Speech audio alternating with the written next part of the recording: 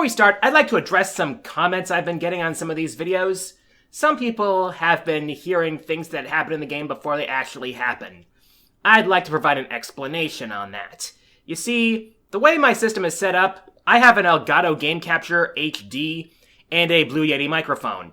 And the capture software that I'm using, which came with the Elgato, well, that works with the Elgato anyway, actually has a live commentary feature and an option to reduce the recording volume of the game when I speak up. However, since my TV also has volume coming through it, that comes through the microphone as well. I'll try to address this issue in future episodes, but I've already recorded up to the first part of Mega Man 7 by now, so bear with me here. Thank you. Now with the rest of the show. Capcom presents in the year 20XX AD.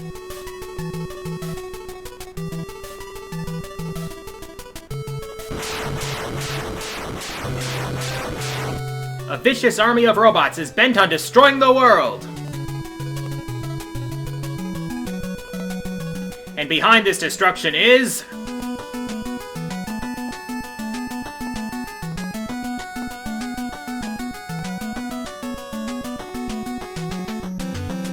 Protoman? Voice crack for the win. What's up, everybody? It's the Quarter Guy back with more of the road to Mega Man 11. Today we're about to begin the 5th game in the series, Mega Man 5. Now, this game isn't as highly regarded as the rest of the classic series. It's considered to be often, by many, to be rather unremarkable. But, let's just dive right in. We've got our Robot Masters: Stone Man, Gravity Man, Crystal Man, Napalm Man, Gyro Man, Star Man, Wave Man, and Charge Man. We're gonna start with Stone Man. Not exactly the best of starts, considering how dull he is, but, oh well, we gotta defeat them all anyway. Might as well start now.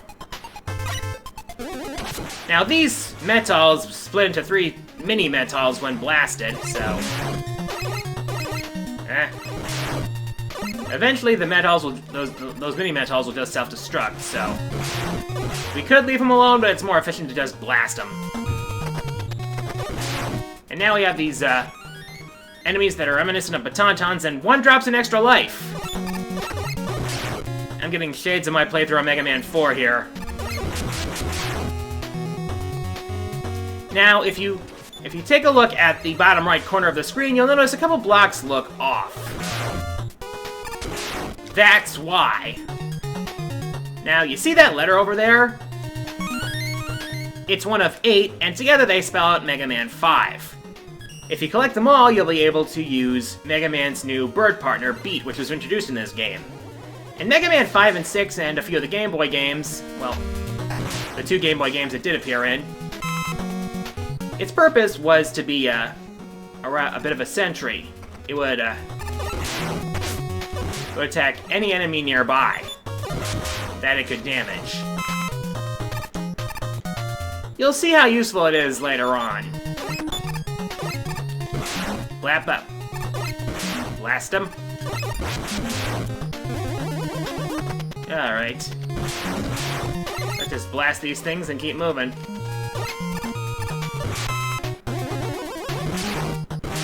There we go. Alright, up the ladder.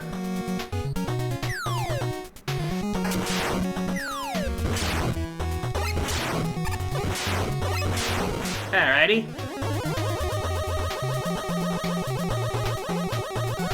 Boom.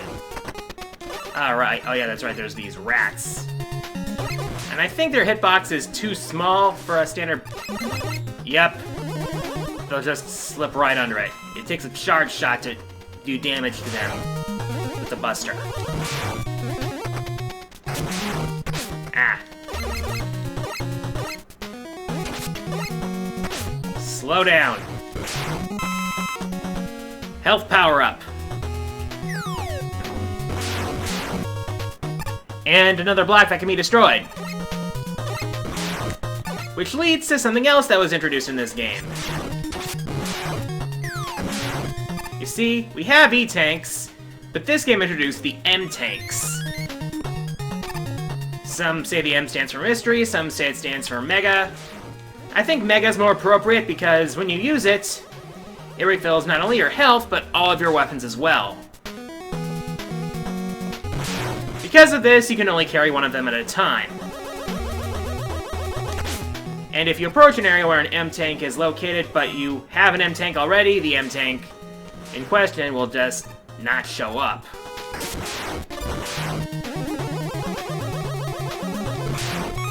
Another one-up!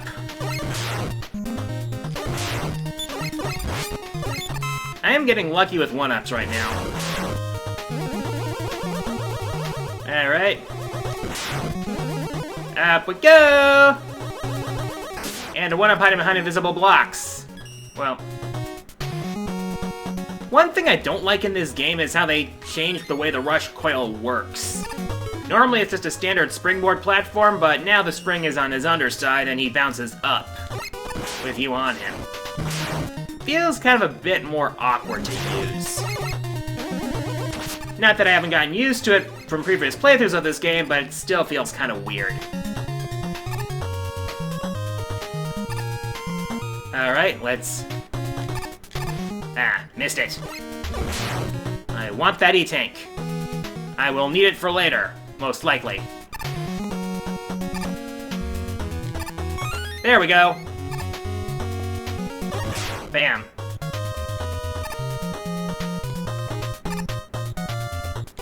Alright, up we go. Okie day.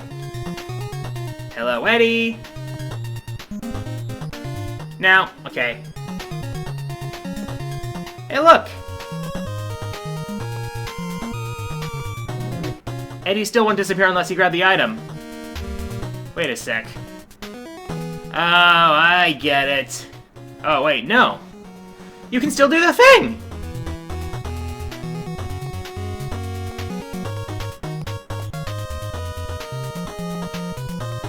Yeah, E-tanks! Booyah! I wasn't sure if you could actually still do the thing like you could in Mega Man 4, but, turns out you can! Color me surprised.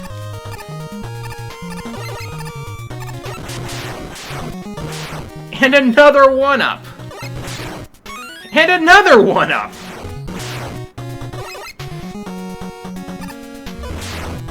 It's like the game doesn't want me to get a game over or anything.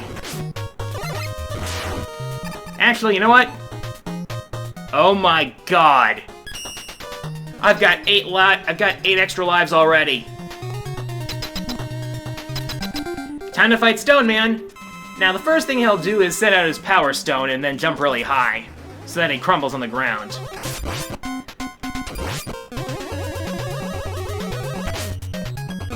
Now he'll either jump or use those Power Stones of his.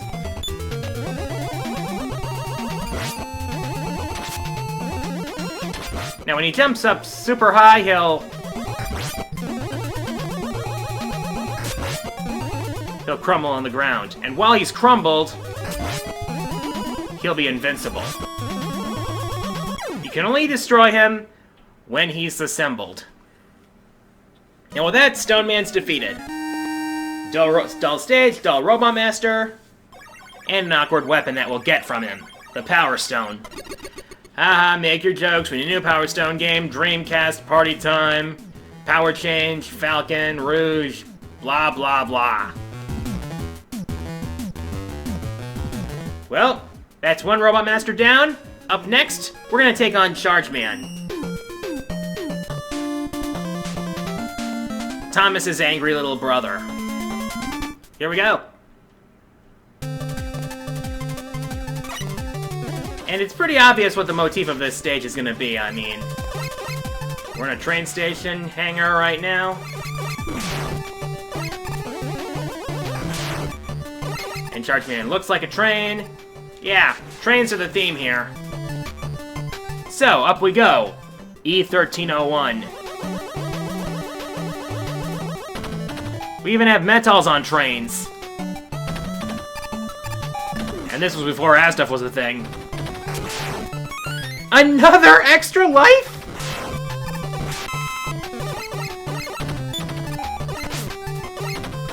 This may actually be a detriment getting so many extra lives.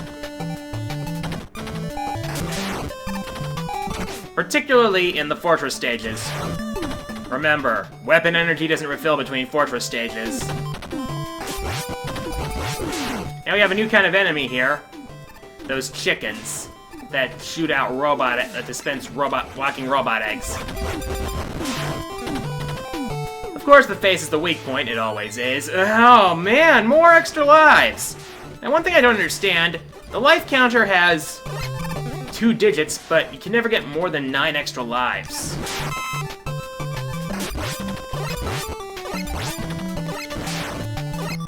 That's something I never quite understood.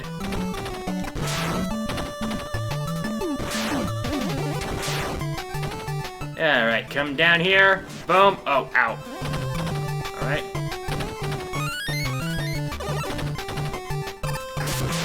Alright. Boom. Let's keep moving.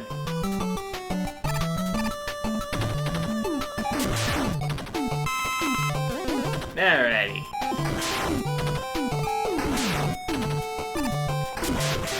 Boom. Blammo.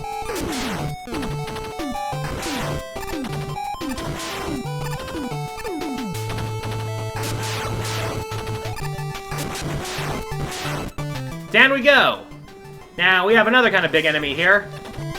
Now, when it raises its arms, it's about to fire a missile, and while its arms are up, its weak point is protected. But it went down quickly.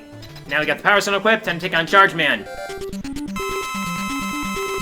Now, he's only vulnerable when he's not charging at you or spitting out that coal.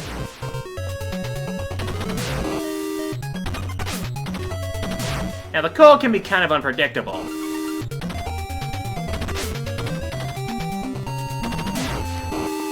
Alright.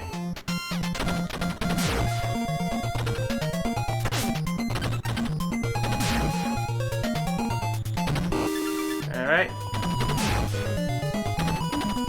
There we go! He's dead. Boom. Victory jingle!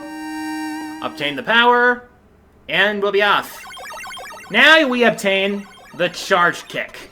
Another awkward weapon, kind of like the Top Spin. Basically all it does is weaponize your slide so that it damages enemies. But it's really inconsistent as to which enemies it actually damages. Let's move on. Up next on the docket is Wave Man.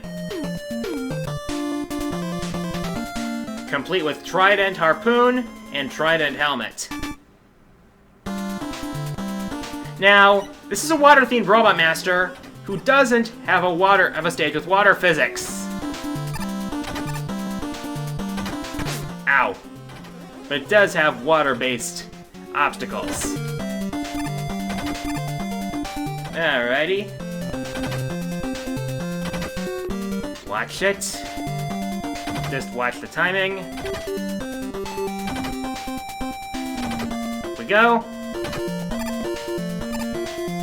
Get the weapon, get the life energy. The top pipe leads to a 1-up, but, I've got enough lives already. Alright, jump over this thing. Sometimes I can't tell if those are steam vents or geysers. I'm thinking they might be steam vents, but, here we have one, interesting section in this stage. We are riding these bubbles upward. Now, the small bubbles pop shortly after you jump on them, so you have to be quick to jump back across them.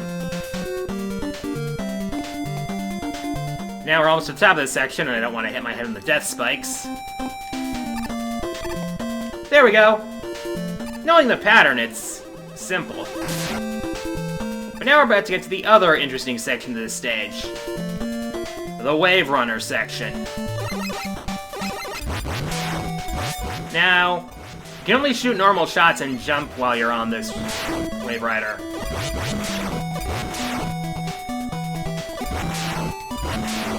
Bam, bam, bam, bam, bam, bam, bam!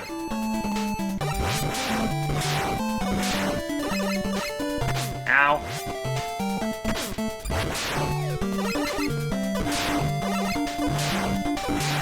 Bam, bam, bam, bam, bam.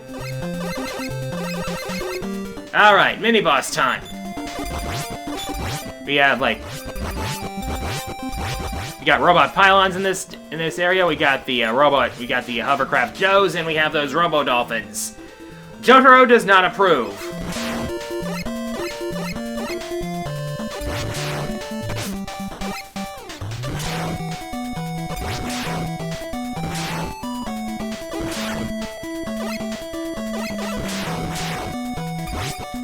Now we're coming up to where the letter is going to show up. Come on. I only got one chance at... Ah! Now I got no choice. Yeah, you can't go back for the letter once you've, if you've passed it up. Can't do... Gotta be careful with my jumps. Got it!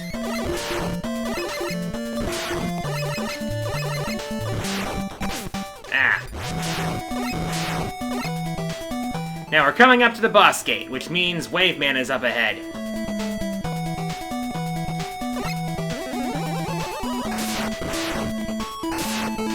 Now I gotta arm the charge kick. Now I've noticed the boss gates in this game are smaller in height than the others. Now, Waveman's has the same pattern every time.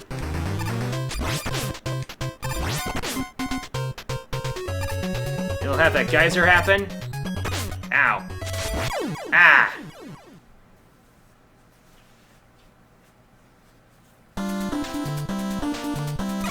Yeah, Waveman's pattern is geyser, harpoon, jump. Now you'll have to watch yourself to make sure you don't get hit by the geyser.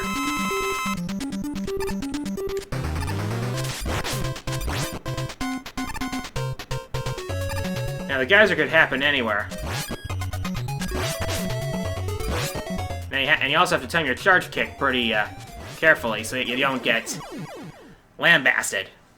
Anyway, he's dead. So now we get the water wave, which travels along the ground. Not as awkward as the charge kick, but still a little bit awkward. Spin, spin, spin, spin, spin! You got water wave. And that's going to take care of the first 3 Robot Masters, and that's where we're going to hang it up for now.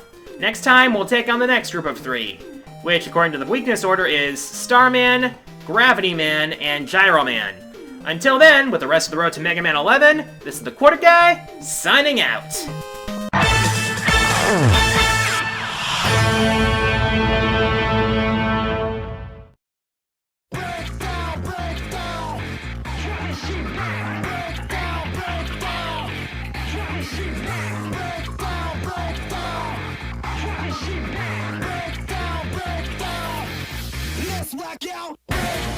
Hey, thanks for watching The Road to Mega Man 11.